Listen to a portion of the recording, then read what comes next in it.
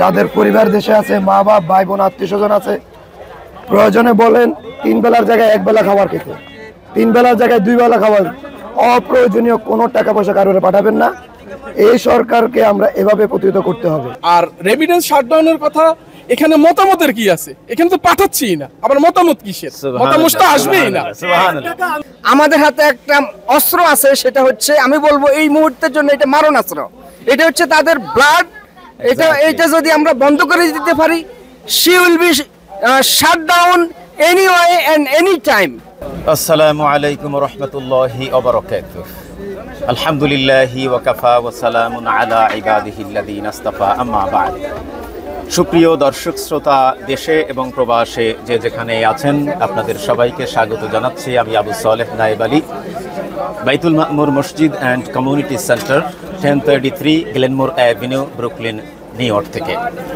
দর্শক, আপনারা নিশ্চয়ই জানেন যে বাংলাদেশে প্রায় 2 সপ্তাহ অতিবাহিত হয়েছে বৈষম্য বিরোধী আন্দোলনকে ঘিরে।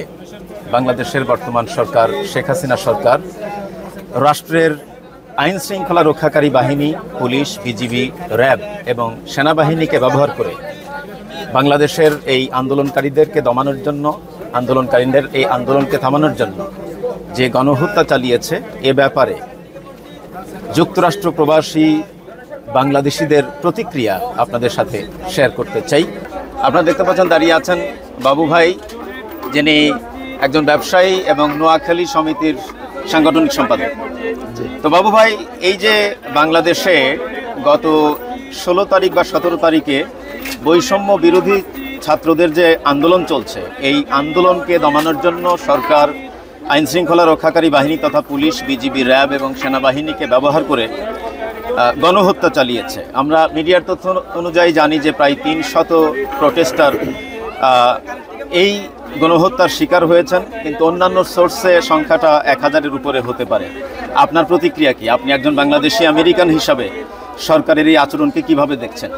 বিসমিল্লাহির রহমানির রহিম। আসলে মনটা অনেক খারাপ, অত্যন্ত ভারাক্রান্ত মন।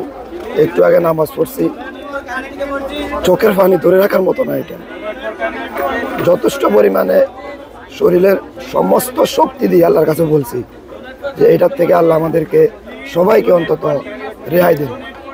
আমাদের যেসব ভাইরা শাহাদাত বরণ করেছেন, দোয়া করি আল্লাহ যেন সবাইকে শহীদের মর্যাদা দান করেন, আমিন। ইনশাআল্লাহ। বাংলাদেশের মানুষ, আপামর জনগণ যেভাবে রাস্তায় নেমে পড়ছে, আর বেশি দিন নাই ইনশাআল্লাহ।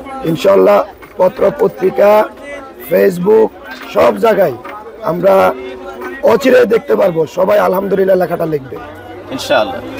মানুষের সহ্যের বাইরে চলে গেছে সবকিছু। এভাবে এটা কেউ মেনে নিতে পারে না। আমরা ছোটবেলায় আমরা পড়ছি শিক্ষা জাতির মেরুদণ্ড। আপনি যেভাবে স্টুডেন্টদেরকে হত্যা করা হচ্ছে, এটা টোটালি কেউ মানতে পারে না। যাদের ভিতরে ন্যূনতম বিবেক বুদ্ধি আছে, আল্লাহ তাআলা যাদেরকে হিউম্যান বিনের সেন্স দিয়েছেন, এরা কখনো এটা মানতে পারে না। স্টিল নাও আমাদের অনেক আত্মীয় স্বজন, আমাদের অনেক বন্ধু বান্ধব এই অবৈধ রং হেডেড গভর্নমেন্টকে সাপোর্ট করে যাচ্ছেন। আমি সবাইকে রিকোয়েস্ট করব, যে যার অবস্থান থেকে আপনারা প্রতিবাদ করেন, ইনশাআল্লাহ বিজয় আমাদের হবেই, ইনশাআল্লাহ। আচ্ছা, আপনি একজন রেমিটেন্স যোদ্ধা হিসাবে বাংলাদেশে যারা আন্দোলন করছে তারা বাংলাদেশি, কিন্তু আপনি বাংলাদেশি আমেরিকান, একজন রেমিটেন্স যোদ্ধা। আপনি প্রতি মাসে বাংলাদেশে রেমিটেন্স পাঠান, দেশের অর্থনীতিকে চাঙ্গা রাখেন। একজন রেমিটেন্স যোদ্ধা হিসাবে আপনার অবদান কি? আপনি কি করতে চান? এবং অন্যান্য রেমিটেন্স যোদ্ধাদের ব্যাপারে আপনার কোনো পরামর্শ আছে কিনা? আছে, অবশ্যই আছে। আমি আগেও বলছি, যে যার অবস্থান থেকে আমরা চেষ্টা করতে হবে। প্রপার হইতে যদি আমরা চেষ্টা করি, ইনশাআল্লাহ আল্লাহ আমাদেরকে সাহায্য করবে। আমরা যারা প্রবাসে আছি, পৃথিবীর বিভিন্ন দেশে আমাদের বাংলাদেশি ভাই বোনেরা আছেন। প্রয়োজনের তুলনায় দেশে যাদের ফ্যামিলি আছে, যাদের পরিবার দেশে আছে, মা বাপ ভাই বোন আত্মীয় স্বজন আছে, প্রয়োজনে বলেন 3 বেলার জায়গায় 1 বেলা খাবার খেতে, 3 বেলার জায়গায় 2 বেলা খাবার। অপ্রয়োজনীয় কোনো টাকা পয়সা কারোরে পাঠাবেন না। এই সরকারকে আমরা এভাবে প্রতিহত করতে হবে। অলরেডি জুলাই মাসের যে রেমিটেন্স জুন মাসের রেমিটেন্সের চাইতে অনেক কম। ইনশাল্লাহ আমরা যদি সবাই যে যার অবস্থান থেকে প্রতিবাদ করি, এই সরকার আর বেশি দিন টিকবে না ইনশাআল্লাহ। অনেক ইনশাআল্লাহ। ধন্যবাদ বাবু ভাই। হিমেল ভাই একজন সংবাদকর্মী হিসাবে, মিডিয়া কর্মী হিসাবে শেখ হাসিনা তার যে পোষা বাহিনী বলবো, এই যে পুলিশ, বিজিবি, র্যাব, সেনাবাহিনী, তাদেরকে ব্যবহার করে প্রোটেস্টারদের উপরে যে গণহত্যা চালিয়েছে, ইভেন আমরা দেখেছি হেলিকপ্টার থেকে গুলি ছোড়া হয়েছে, যে গুলিতে শিশু, কিশোর, সাধারণ নাগরিক, পথচারী, বারান্দায় ঘরের কাজকর্ম করছিল, এমন অনেক লোক মারা গেছে। আমরা অতীতে 52-র ভাষা আন্দোলন দেখেছি, 69-এর গণ অভ্যুত্থান দেখেছি, 90-এর গণ অভ্যুত্থান দেখেছি। কোনো অভ্যুত্থানেই এত মানুষ মারা যায়নি। তো এত কিছুর পরেও কি আপনি মনে করেন যে শেখ হাসিনার ক্ষমতায় থাকার অধিকার আছে? ধন্যবাদ আপনাকে নায়েব আলী ভাই, অসংখ্য ধন্যবাদ। একটি গুরুত্বপূর্ণ প্রশ্ন করেছেন, যে প্রশ্নটি আসলে শুধু আমার নয়, আপনার পুরো বাংলাদেশেরই এই প্রশ্নটি। আসলে বর্তমান সময় যে মানুষ মারা গিয়েছে, হয়তোবা আমাদের যে সংখ্যা আমরা গুনছি তার চেয়ে অনেক বেশি। এই যে এ সময় আপনি 52, 75, 71 যাই বলেন না কেন, সেটিকে রেকর্ড ভেঙে বর্তমান যে সময় রয়েছে মানুষের মৃত্যুর হার, সেটি অনেকটাই বেশি। তাহলে আমি একটা কথাই বলবো যে আজকের এই পরিস্থিতির জন্য সরকার যা যা করতে চাচ্ছে, আসলে তিনি কখনোই সফল হবেন না। ইনশাআল্লাহ। কারণ আমি যদি আপনাকে একটা বিষয় যদি বলি, আজকে যে ছাত্রলীগ মাঠে সবসময় দাপট দেখিয়ে বেরিয়েছে সরকারকে ক্ষমতায় টিকিয়ে রাখার প্রধান আরেকটি যদি অংশ থাকে, সে ছাত্রলীগ। আজকে সে ছাত্রলীগ কোথায় গিয়েছে? বরঞ্চ যে ছাত্রলীগ রাস্তায় দাঁড়িয়ে মানুষের ফোন খুলে দেখতো কি কোনো জামাত কিংবা বিএনপি শিবিরের কোনো ছবি আছে কিনা, এখন ছাত্ররা সেখানে ফোন খুলে দেখতেছে আপনি ছাত্রলীগ কিনা, আপনি যুবলীগ কিনা। আসলে দেখুন, আমি আওয়ামী লীগের বিরুদ্ধে বলছি না, আজকে আওয়ামী লীগের কর্মকাণ্ডের কারণে সবাই বিরোধিতা করছে। আপনি দেখুন, ওরা যাকেই গুলি করছে, যাকেই মারছে, যাকেই ধরছে, সবাইকে বলছে শিবির।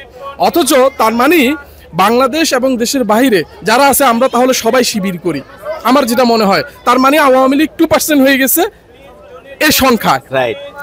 তাহলে এই যে আমাদের আমি যদি বিচারপতি শামসুলের কথা যদি বলি, ওনার একটা রেফারেন্স ধরে নিয়ে আসি, উনি বলেছেন 4 লক্ষ বাংলাদেশে নাকি 4 কোটি রাজাকার।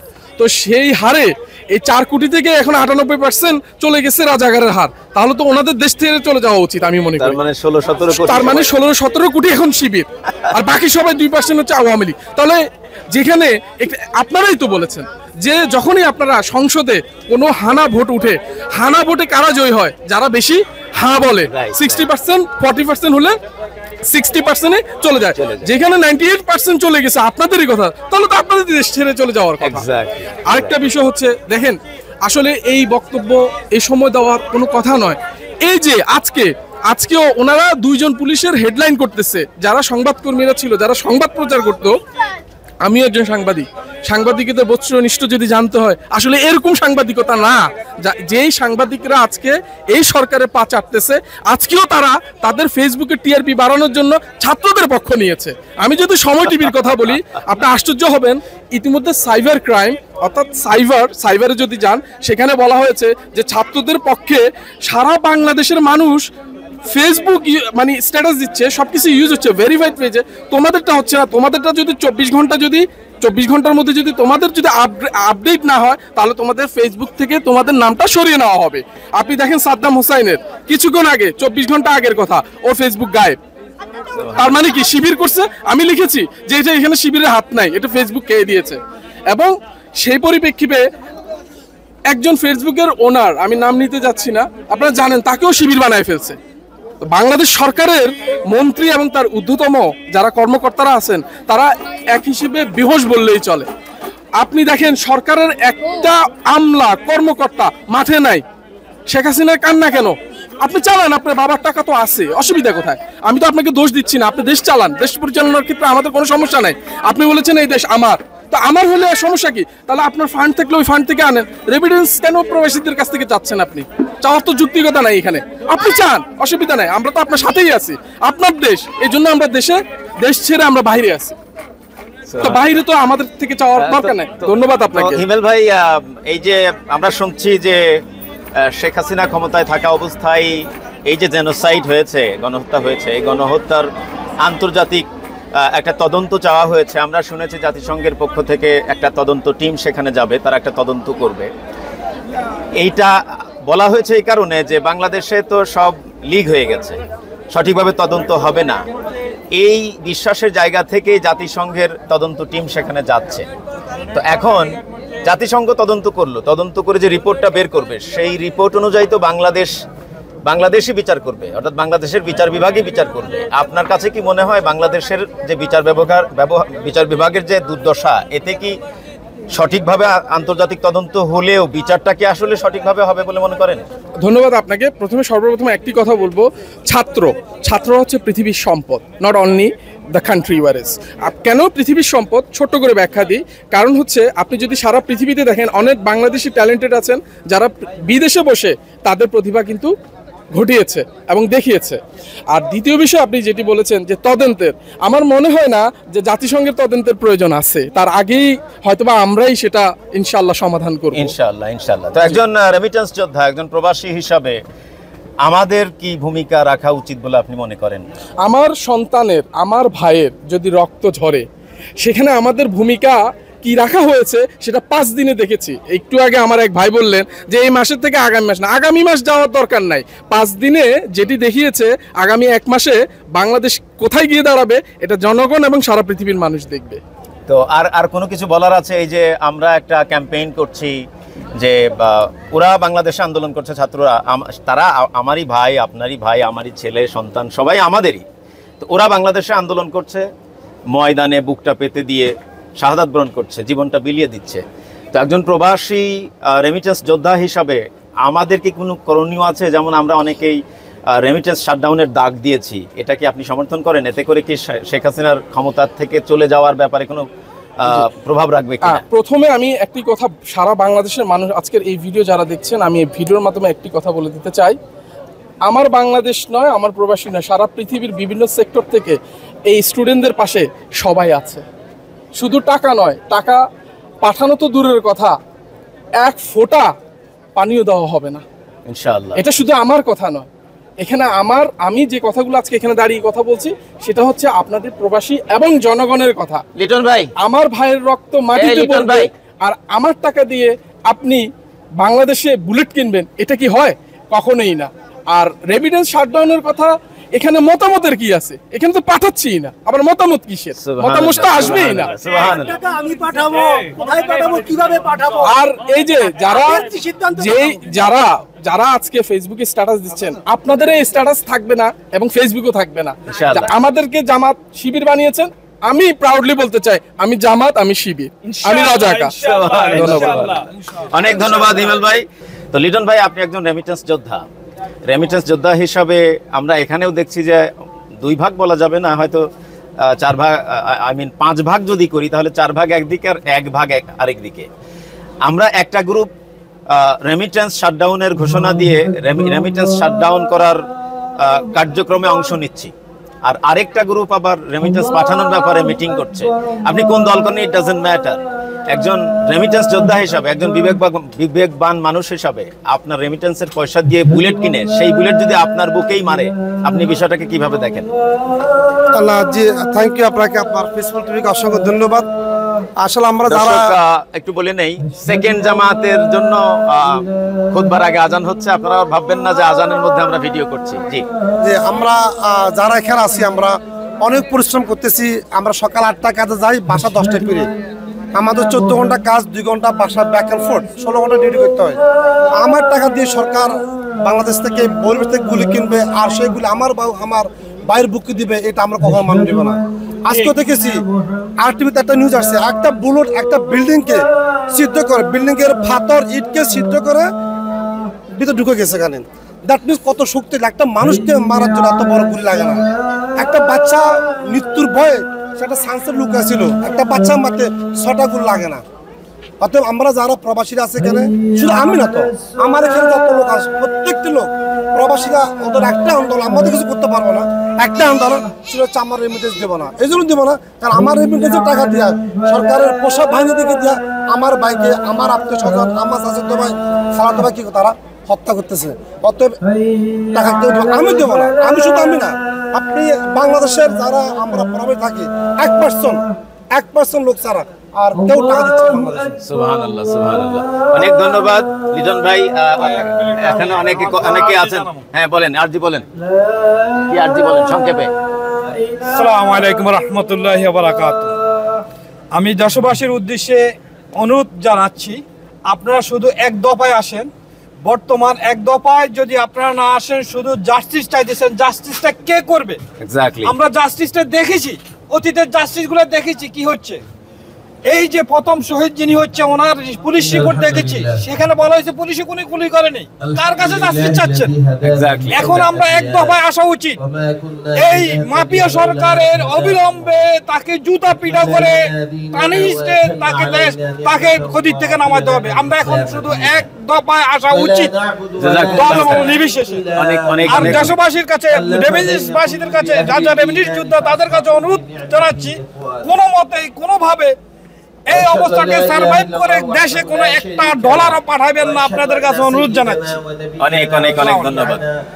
আপনিও তো একজন রেমিটেন্স যোদ্ধা, নিচে আসেন। রেমিটেন্স যোদ্ধা হিসাবে আপনার কাছে আমার জানতে চাওয়া যে এই আন্দোলনে বিভিন্ন স্থাপনা ধ্বংস হয়েছে, যেমন মেট্রো রেল ধ্বংস হয়েছে, তারপরে সেতু ভবন ধ্বংস হয়েছে, এরকম অনেক কিছু ধ্বংস হয়েছে। তো এই ধ্বংসের দায়ে জামাতের অনেক নেতাকে গ্রেফতার করা হয়েছে, অনেকের নামে মামলা করা হয়েছে, সম্ভবত 50 জনের একটা তালিকা করা হয়েছে। এর মধ্যে আবার জামাতকে নিষিদ্ধও করলো। বিষয়টা আপনি কিভাবে দেখেন? আসসালামু আলাইকুম রহমতুল্লাহ। সর্বপ্রথম আমি শুকরিয়া আদায় করি যে জামাতের উপর বিগত 15 বছর যে ধরপাকড় নিপীড়ন চালিয়ে যাচ্ছে আমলিক অবৈধ সরকার, এটা আমরা পূর্ণাঙ্গভাবে আমরা সার্থক হয়েছি যে আজকে দেশবাসী যে অন্যায়ের বিরুদ্ধে জামাতকে শাস্তি দিয়েছে, দেশব্যাপী সুন্দরভাবে অন্যায়কে মাথা পেতে নিয়েছে যুদ্ধ অপরাধের ব্যাপারটা নিয়ে। তো আমরা এই জন্য এখানে শুকরিয়া আদায় করি যে আমাদের জামাত নেতারা বিগত বছরে যা করে গেছে, এটা দেশের পক্ষে করে গেছে, জনগণের পক্ষে করে গেছে। আজকে তাদের মৃত্যুতে আমরা শহীদ হিসেবে নিয়ে আমরা গর্ববোধ করি। আর দ্বিতীয় কথা হলো, আমরা যারা প্রবাসী আছি, আমরা আমাদের প্রবাসীর জায়গা থেকে এই অবৈধ সরকারের জুলুম নির্যাতন ছাত্রদের উপর যে ধরপাকড় চালাচ্ছে, এটার প্রতিবাদে আমরা এখান থেকে আমাদের যে রেমিটেন্স শাটডাউনের যে আমাদের প্রক্রিয়া চলতেছে, আমরা ইনশাআল্লাহ সবার জায়গা থেকে রেমিটেন্স শাটডাউনটাকে মেনে চলবো এবং আমাদের আশেপাশে যারা আছে আমরা সবাইকে উদ্বুদ্ধ করব যে আমাদের দেশের ভালোর জন্য, ছাত্রদের ভালোর জন্য আমরা আমাদের এই আন্দোলন চালিয়ে যাবে ইনশাআল্লাহ। জাযাকুমুল্লাহু খাইরান। একজন রেমিটেন্স যোদ্ধা হিসাবে আপনার করণীয় কি? এই যে রেমিটেন্স শাটডাউনের যে ঘোষণা দেওয়া হয়েছে, ব্যাপারে আপনার করণীয় কি? বিসমিল্লাহির রহমানির রহিম। আমাদের করণীয় বলার আগে আমরা বলতে চাই, আমরা যাদের জন্ম 1971 সালের পরে, আমরা 71-এর মুক্তিযুদ্ধ দেখি না, কিন্তু 71-এর মুক্তিযুদ্ধ যখন শুরু হয়েছিল তখনও মুক্তিকামী মানুষ জানতো না যে বাংলাদেশ স্বাধীন হবে কি হবে না। তো সেই রকমই একটা পরিস্থিতি এবং প্রেক্ষাপটের উপরে আজকের এই প্রজন্ম দাঁড়িয়েছে। এবং এই প্রজন্মকে আপনারা জানেন যে দীর্ঘ 10-15 বছরের প্রপাগান্ডা দিয়ে ভুল বুঝিয়ে রাখার চেষ্টা করা হয়েছে। কিন্তু আমরা স্যালিউট জানি আজকের এই প্রজন্মকে, যারা কলেজ বিশ্ববিদ্যালয়ে পড়ে এবং তাদের মা বাবাকে, তারা এই প্রপাগান্ডাকে উপেক্ষা করে। তারা সত্য যেমন ন্যায় একসাথে চলতে পারে না, সত্য মিথ্যা একসাথে চলতে পারে না, তেমনি করে বাংলাদেশ লুটেরা বাহিনী এবং মুক্তিকামী জনতা একসাথে চলতে পারে না। আজকের এই প্রেক্ষাপটে আমরা রেমিটেন্স যোদ্ধা হিসাবে শুধু আমেরিকা নয়, ইউরোপ, আমেরিকা, সৌদি আরব সহ সকলেই আজকে ঐক্যবদ্ধ হয়েছে। এই সরকারের পতন না হওয়া পর্যন্ত আমাদেরকে এক পয়সা বাংলাদেশে মাটিতে যাবে না, কারণ আমাদের টাকা কেনা গুলি আমাদের পরিবারের সদস্যের উপর করা হচ্ছে এবং সেই কারণে আমরা কোনোভাবে রেমিটেন্স পাঠাতে পারি না। এই হাসিনা সরকারের পতন না হওয়া পর্যন্ত আমাদেরকে লড়াই চালিয়ে যেতে হবে, এই আশা আমরা সকলের প্রতি আহ্বান জানাবো। এবং প্রবাসে আমরা যারা আছি সকলে, এটা শুধু মাত্র শেখ হাসিনার পতন আন্দোলন নয়, এটা হচ্ছে একটা বৈষম্য বিরোধী আন্দোলন। আজকে আপনারা জানেন 2018 সালে যারা এই কোটা সংস্কার আন্দোলন করেছিল এবং ছাত্রলীগের প্রেসিডেন্ট সাদ্দামের কথা অনুযায়ী তাদের কারোই চাকরি হয় নাই। সুতরাং আজকে যারা মাঠে আছে তাদেরকে আইডেন্টিফাই করে এদের কারো চাকরি হবে না। এবং রাজা প্রজার মতো সম্পর্ক, কৃতদাসের মতো আজকে গোটা জাতিকে নিপীড়িত করে ফেলছে। সুতরাং এখান থেকে পিছপা হওয়ার কোনো সুযোগ নেই। আমাদেরকে এক দফার দাবিতে আমাদের ভাই বলে গেছেন যে পর্যন্ত এই বৈষম্যের বিরোধী আন্দোলন সাকসেস না হবে সে পর্যন্ত আমাদের জানে পানি থাকা পর্যন্ত আমাদেরকে আন্দোলন চালিয়ে যেতে হবে। আশা ব্যক্ত করে দেশবাসীকে উদাত্ত আহ্বান জানিয়ে এবং যারা আত্মত্যাগ করেছেন তাদেরকে আমরা রক্তিম সালাম শুভেচ্ছা এবং স্যালিউট জানাই প্রজন্মকে। আসসালামু আলাইকুম। ওনার সাথে অনেক আগের থেকে পরিচয়, অনেকদিন পর সাক্ষাৎ হলো। তো একজন ইমাম হিসাবে এবং সেই সাথে একজন রেমিটেন্স যোদ্ধা হিসাবে আপনি প্রবাসী রেমিটেন্স যোদ্ধা যারা আছেন তাদের উদ্দেশ্যে কি বলবেন এই আন্দোলনকে বেগবান করার জন্য কিংবা শেখ হাসিনার ক্ষমতাকে নড়বড়ে করার জন্য বা তার পতনের ব্যাপারে? আসসালামু আলাইকুম রহমতুল্লাহ। ধন্যবাদ নায়েব আলী ভাইকে। আসলে আপনি যথাসময়ে একটি প্রয়োজনীয় পয়েন্ট উত্থাপন করেছেন। আসলে আমি ইমাম হিসাবে আমার যেই দৃষ্টিভঙ্গি, আসলে এটা আমার দৃষ্টিভঙ্গি না, শরীয়তের দৃষ্টিভঙ্গি হচ্ছে বর্তমান যারা এই ধরনের জুলুমতন্ত্র চালাচ্ছে এরা আসলে শরীয়তের দৃষ্টিভঙ্গি থেকে এরা আসলে প্রথমে মুসলমান না, দ্বিতীয়ত এরা মানুষ না। আমরা আবু জেহেল এবং ফেরাউন এদেরকে গালিগালাজ করি। আপনি কি বলবেন যে বলতে পারবেন যে ফেরাউন কি এরকম বাংলাদেশের মতো এরকমের এই শেখ হাসিনার মতো 10, 15, 20 হাজার মানুষকে হত্যা করেছে এরকম বলতে পারবেন? আবু জেহেল কি কখনো করেছে এটা? না। বরং আপনি যদি ফেরাউনের চেয়ে কোনো ভয়ঙ্কর কিছু দেখতে চান, কল্পনা করতে চান, তাহলে you can see to the Hasina এবং শি ইজ জেনোসাইডার। সো আমি যেটা বলবো ইমাম হিসেবে, প্রথমত বাংলাদেশে যারা আওয়ামী লীগ করে, এই আওয়ামী লীগ এটা হচ্ছে ধর্মনিরপেক্ষ মতবাদ, এটা হচ্ছে একটা কুফরি মতবাদ। কোনো মুসলমান সে নিরপেক্ষ হতে পারে না ধর্মের বিষয়ে। একজন হিন্দু ধর্মের পক্ষে, বৌদ্ধ ধর্মের পক্ষে, একজন ইহুদি ধর্মের পক্ষে, মুসলমান ধর্মের পক্ষে। সুতরাং ধর্মের ব্যাপারে নিরপেক্ষ, এটা আবার কোন শয়তানি? সো কেউ যদি ধর্মনিরপেক্ষ মতবাদ লালন করে এবং নামাজ পড়ে, রোজা রাখে, he never can B A Muslim. So মুসলমান যারা করে সে আওয়ামী লীগ করতে পারে না, আওয়ামী লীগ যারা করে তারা কখনো মুসলমান হতে পারে না। সুতরাং মুসলমানের সমাজে এদের কোনো স্থানই নেই। তা আমার বক্তব্য হচ্ছে, আপনার জানা মতো দেখা মতো যারা আওয়ামী লীগ করে এদেরকে you can treat as a অমুসলিম। সো আমি মনে করি যে আমরা যারা বাহিরে আছি, আমরা যারা অস্ত্র নিতে পারছি না, আমাদের হাতে একটা অস্ত্র আছে, সেটা হচ্ছে আমি বলবো এই মুহূর্তের জন্য এটা মারণ অস্ত্র। এটা হচ্ছে তাদের ব্লাড। এটা যদি আমরা বন্ধ করে দিতে পারি, she will be shut down anyway and any time. So আমি সবাইকে বলবো যে আগামী কয়েক মাস, এবং আমি বলবো যে কয়েক মাস না, এই ডাইনির পতন হওয়া পর্যন্ত আমাদেরকে রেমিটেন্স শাটডাউন করতে হবে, otherwise no way no choice. প্রিয় উপস্থিতি, সুতরাং আমি বলতে চাই, এবং বাংলাদেশে যারা আছি আমরা এবং যিনি যেখানে আছি, প্রত্যেকের প্ল্যাটফর্ম থেকে আমাদেরকে সরব আওয়াজ তুলতে হবে। ঘরে যারা আছে তারা ঘরে, বাড়িতে, উঠানে, দরজায়, বাজারে, সর্বত্র আওয়ামী লীগ দেখা মানে হচ্ছে ঘৃণা, থুতু, যত ধরনের আপনার যত কিছু আছে আপনার সব এদের প্রতি।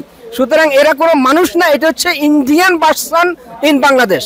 আপনারা এতক্ষণ বাইতুল মামুর মসজিদে জুমার নামাজের পরে অ্যাকচুয়ালি প্রথম এখানে জমা দুইটা হয়, জমা দুইটা বলতে জুমার জামাত দুইটা হয়। এক জামাতে লোকের ধারণ ক্ষমতা নাই, যে কারণে জামাত দুইটা হয়। এখন দ্বিতীয় জামাতের খুতবা চলছে। আপনারা আবার হয়তো মনে করতে পারেন যে খুতবা চলাকালীন সময়ে আপনি মানুষের সাক্ষাৎকার নিচ্ছেন। এরা সবাই নামাজ পড়ে ফেলেছে, আমিও নামাজ পড়ে ফেলেছি। তো আশা করি আপনারা মুসল্লিদের প্রতিক্রিয়া পেয়েছেন। সেই অনুসারে আপনি একজন বাংলাদেশি হিসাবে অথবা আপনি একজন বাংলাদেশি প্রবাসী হিসাবে, রেমিটেন্স যোদ্ধা হিসাবে আপনার কি করণীয়, আপনি এখন থিঙ্ক করেন, আপনার বিবেকের কাছে প্রশ্ন করেন, সহজে উত্তর পেয়ে যাবেন। আসসালামু আলাইকুম ওয়া রাহমাতুল্লাহি ওয়া বারাকাতুহু।